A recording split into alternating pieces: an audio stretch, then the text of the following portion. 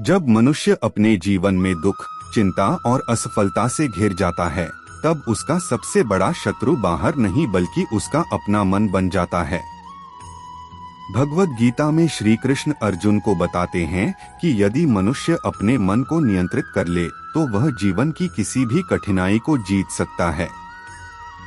कुरुक्षेत्र के मैदान में अर्जुन भी इसी समस्या से जूझ रहे थे। उनके मन में डर, मोह और भ्रम था। उन्हें लग रहा था कि वह युद्ध नहीं कर पाएंगे। उस समय भगवान श्री कृष्ण ने अर्जुन को एक बहुत गहरा ज्ञान दिया। श्री कृष्ण ने कहा, मनुष्य का मन ही उसका सबसे बड़ा मित्र भी है और सबसे बड़ा शत्रु भी। यदि मन को सही दिशा दी जाए तो वही मन हमें सफलता, शांति और आत्मज्ञान की ओर ले जाता है। लेकिन यदि मन को नियंत्रण में न रखा जाए तो वही मन हमें डर, लालच और क्रोध में फंसा देता है। मन को जीतना इतना कठिन क्यों है? मन बहुत चंचल होता है। यह हमेशा एक जगह टिककर नहीं रहता। कभी भविष्य की चिंता करता है, कभी अतीत की गलतियों को याद करता है। भगवद गीता में अर्जुन भी यही कहते हैं, हे कृष्ण, मन बहुत चंचल, बलवान और हठी है। इसे नियंत्रित करना हवा को रोकने जैसा कठिन लगता है। तब भगवान श्री कृष्ण मुस्कुराकर कहते हैं, निस्संदेह मन को नियंत्रित करना कठिन है, लेकिन अभ्यास और वैराग्य से इसे वश में किया जा सकता है। अभ्यास का महत्व। मन को नियंत्रित करने का पहला तरीका है अभ्यास, प्रैक्टिस। जिस तरह एक किसान रोज खेत में काम करता है और धीरे धीरे फसल उगती है, उसी तरह मन को भी रोज सही दिशा में लगाना पड़ता है। अगर कोई व्यक्ति रोज अच्छे विचारों के बारे में सोचे, ध्यान करे और अपने लक्ष्य पर ध्यान दे, तो धीरे धीरे उसका मन मजबूत होने लगता है। वैराग्य का अर्थ। वैराग्य का मतलब यह नहीं कि सब कुछ छोड़कर जंगल चले जाना। वैराग्य का असली मतलब है अनावश्यक चीजों से दूरी बनाना। जैसे बेकार की चिंता, दूसरों से तुलना, लालच और अहंकार। जब मनुष्य इन चीजों से दूर रहता है, तब उसका मन शांत रहने लगता है। मन को जीतने के 3 सरल तरीके। भगवद गीता के अनुसार मन को नियंत्रित करने के 3 आसान उपाय हैं। 1. ध्यान, मेडिटेशन। ध्यान करने से मन शांत होता है और विचार साफ हो जाते हैं। 2. सही कर्म, राइट एक्शन। जब मनुष्य अपना काम ईमानदारी से करता है और परिणाम की चिंता नहीं करता, तब उसका मन हल्का रहता है। 3. सकारात्मक सोच, पॉजिटिव थिंकिंग। मनुष्य जैसा सोचता है वैसा ही बनता है। इसलिए हमेशा सकारात्मक विचार रखना जरूरी है। मन का सही उपयोग। अगर मन को सही दिशा दी जाए तो यही मन हमें असंभव लगने वाले काम भी करा सकता है। इतिहास में जितने भी महान लोग हुए हैं, उन्होंने पहले अपने मन पर विजय प्राप्त की, तभी वे दुनिया में महान बने। जीवन का सच्चा सुख।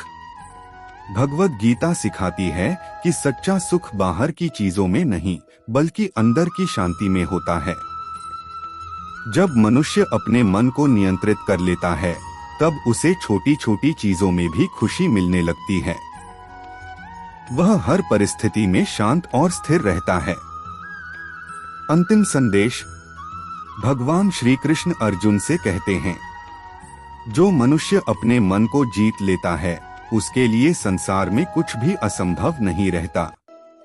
इसलिए जीवन में सबसे बड़ी जीत दूसरों को हराने की नहीं, बल्कि अपने मन को जीतने की होती है। अगर मन शांत है तो जीवन सुखी है। अगर मन अशांत है तो सब कुछ होते हुए भी इंसान दुखी रहता है। इसलिए रोज थोड़ा समय अपने मन को समझने और उसे सही दिशा देने में लगाओ। धीरे धीरे तुम्हारा मन ही तुम्हारा सबसे बड़ा मित्र बन जाएगा और वही तुम्हें सफलता, शांति और आत्मविश्वास की ओर ले जाएगा। भगवद गीता बताती है कि मनुष्य केवल शरीर नहीं है, उसके अंदर आत्मा, बुद्धि और मन तीनों होते हैं। आत्मा शुद्ध और शांत होती है, लेकिन मन कभी कभी हमें गलत रास्ते पर भी ले जा सकता है। जब मनुष्य अपनी बुद्धि का उपयोग करके मन को नियंत्रित करता है, तब उसका जीवन सही दिशा में चलता है। श्री कृष्ण कहते हैं, जिसने अपने मन को जीत लिया, उसने स्वयं को जीत लिया। लेकिन जिसने अपने मन को ही अपना मालिक बना लिया, वह जीवन में भटक जाता है। मन क्यों भटकता है? मन का स्वभाव ही है भटकना। यह हमेशा नई नई इच्छाएं पैदा करता रहता है, जैसे और पैसा चाहिए, और प्रसिद्धि चाहिए, और सुख चाहिए। इन इच्छाओं का कोई अंत नहीं होता। इसीलिए मनुष्य हमेशा असंतुष्ट रहता है। भगवद गीता सिखाती है कि जब मनुष्य संतोष सीख लेता है, तब उसका मन धीरे धीरे शांत होने लगता है। इच्छाओं पर नियंत्रण। श्री कृष्ण बताते हैं कि मनुष्य की सबसे बड़ी कमजोरी उसकी अनियंत्रित इच्छाएं हैं। इच्छा, क्रोध, भ्रम, बुद्धि का नाश, पतन। यह पूरी प्रक्रिया भगवद गीता में बताई गई है।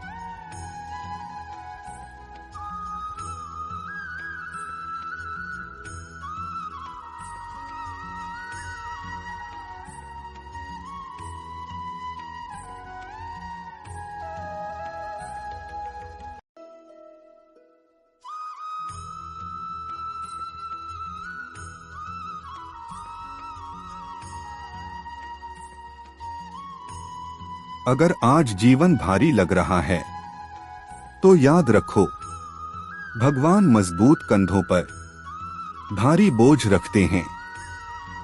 तुम चुने गए हो, तोड़ने के लिए नहीं, निखारने के लिए। अगर बातें अच्छी लगी तो चैनल को सब्सक्राइब करें ताकि हम भी मोटिवेशन मिले, और लाइक भी करें। जय श्री कृष्णा। धन्यवाद।